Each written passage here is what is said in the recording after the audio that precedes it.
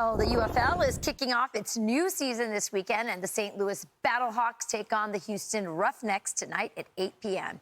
Let's head down to Houston, where our friend Abby Hornacek is live with UFL President and CEO Russ Brandon.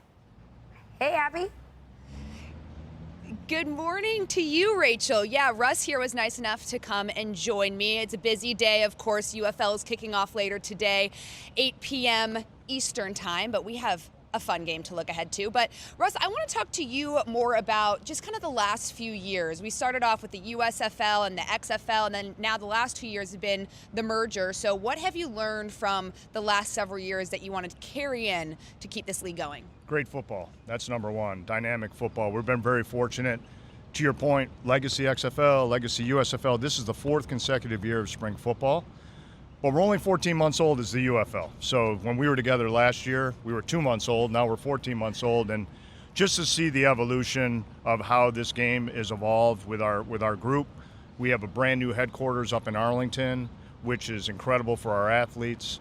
And just to see the amount of players in the last 4 years that have gone to the NFL, I think we've had 51 players that are under contract in the NFL. To see the growth, to see support staff that have had the opportunity to go to the NFL, if that's what they wish to do, it's heartwarming for all of us. Yeah, when you talk about guys who are trying to get to the NFL as well, I mean, the talent that you have and cutting the teams down, I mean, you watch the games now, and I mean, it's always been that way, but do you feel like that's part of the reason why this league has been so successful when other spring leagues have failed?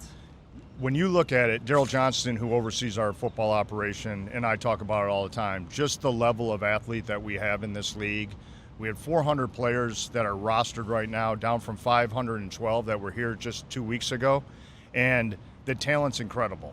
I think out of our 400 players, 356 of our athletes have been in NFL camps, been on rosters. So the level of play is top notch, and we're really fortunate to have incredible coaches that can continue that player development. And what about the fans? Because you guys saw, a 34% increase in viewership last year? Yeah, last year our viewership, we had close to 1 million a game, so it was a 34% increase. I think 34 million people watched our games in totality. Over 600,000 people came to our facilities and watched our games.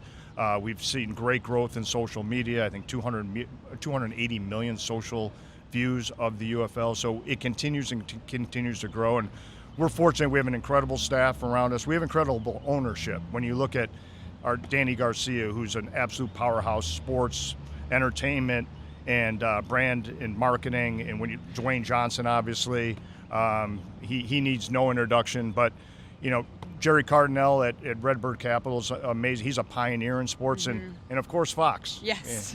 And the great Eric Shanks. So yes. We're very fortunate to have the entire Fox team around this, and they've really just elevated what we've become. Absolutely. Russ, I got to leave it here, but thanks for joining me. Rachel? All right. Thank you, Abby.